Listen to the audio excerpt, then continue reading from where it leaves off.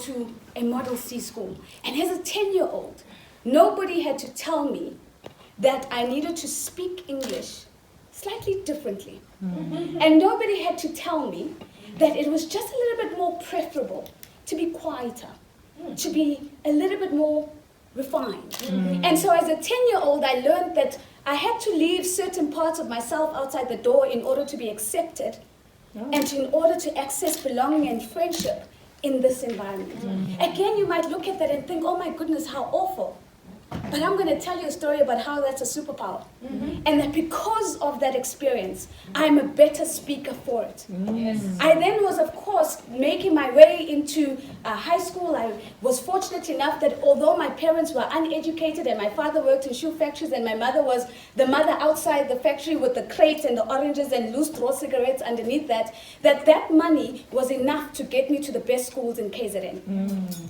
I came out of that and I had a dream that I would be the first person to be educated at university in my family. And so I took a leap of faith and I applied to the University of Pretoria through NSFAS, and I was accepted into a degree for political science. And I did my first 3 years, and in my third year, I was asked to begin tutoring because somehow, some way, somebody was saying to me that there's a way that I'm able to convey ideas that makes it easier for other people to understand the complexity of the literature in a much simpler way. What did we all say? I help smart people have simple conversations that make the world a better place. That seed was being nurtured and developed even when I was in university and I didn't know it.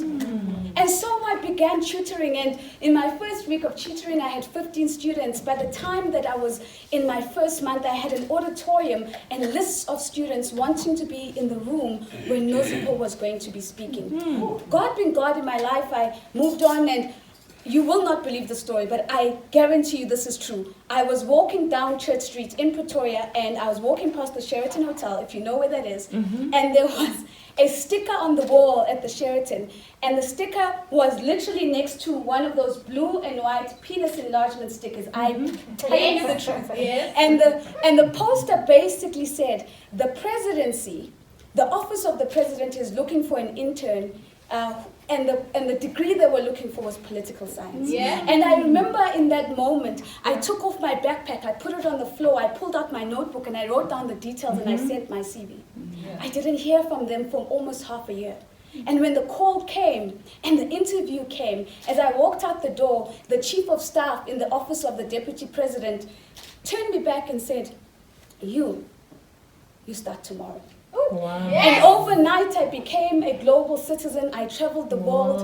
I can't think of a country that I haven't been to, and my life changed. And while I was working at the presidency, I got a scholarship and I took a sabbatical and I went to live in the UK and I did my master's degree in international studies.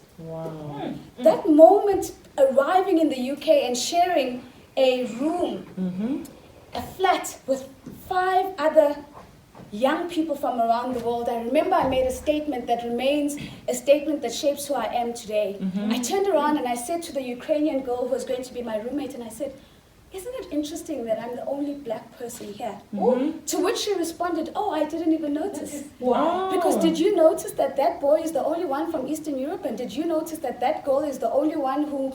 And she went on through the list, and I realized the learning in that moment that I choose my identity. My identity does not define me. I choose who I need to be in any moment.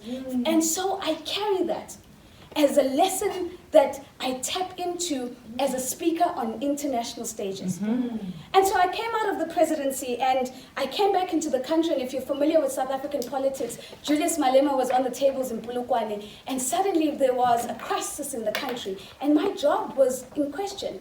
And then I got an offer to go and work and start up a foundation for the deputy president, but I put up my hand and I said, excuse me, ma'am, I just came back from the UK with a master's degree in international studies. I don't know anything about leadership, and I certainly do not know anything about education. And she said, well, if you don't know, why don't you go and work in Washington, D.C. in the U.S., and so you can know, and when you come back, you will then be able to be in a position to start this foundation. And so on the basis of being able to tap into a humility that says, I do not know, I opened up an opportunity and arrived in Washington, D.C. a week after Barack Obama had been inaugurated. And I'd walk past the White House every single day, and I'd pretend that Barack could see me through the window, and I'd salute him as I made my way to work. I came back into South Africa, and yes, I started the foundation. But like any young person, after 3 years, I paused and I thought, I've worked in government, I've worked in civil society, I don't have private sector experience. And so I began to get the itch, and the itch said to me, you have to go and get a job in the private sector. And so the most humbling period of my life ensued, because I had a chip on my shoulder. I was 24 years old. I had a master's degree. I had worked in the president's office. I used to walk past Barack almost every other day. So who would not be hiring me? Yes. And so I interviewed and I interviewed and I interviewed. I kept getting the same response over and over and over again. You're brilliant. There's just some magic about you. But you know what? You don't have an MBA. But you know what?